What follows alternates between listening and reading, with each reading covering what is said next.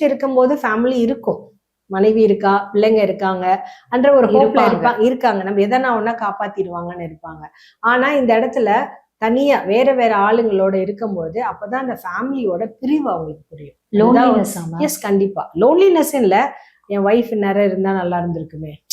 அப்போ நம்ம சில்ட்ரனை பத்தியும் கிளாஸ் எடுப்போம், சில்ட்ரனு, ஒய்ஃப், ரிலேஷனு, அப்படி எடுக்கும்போது அப்பதான் அவங்களோட தாட் வரும்போது அதுலயுமே அவங்க என்ன பண்ண ஆரம்பிப்பாங்க, யோசிக்க ஆரம்பிப்பாங்க. வேல்யூஸ் அப்பதான் தெரியும். வேல்யூஸ் கண்டிப்பா அந்த நம்ம ஃபேமிலி எப்படி மிஸ் பண்றோம்.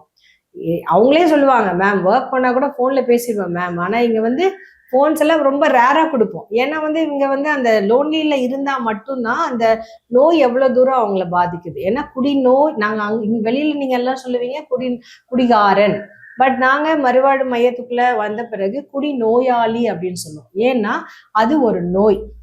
இப்ப நம்மளுக்கு சாதாரணமா மழை காலத்துல வர மாதிரி இதுவுமே வந்து நோய் தான். சரி, இதை நம்ம கண்ட்ரோல் தான் பண்ண முடியும். இது எல்லாமே அவங்க புரிஞ்சுக்கும் போது தான் ஃபேமிலியோட வேல்யூஸ், ஸோ அவங்களோட நம்பிக்கை இதெல்லாம் வந்து இருக்கும் போது நம்ம ஒரு பேக்கடா நம்ம என்ன பண்ண முடியும், அவருக்கு கவுன்சிலிங்கோ.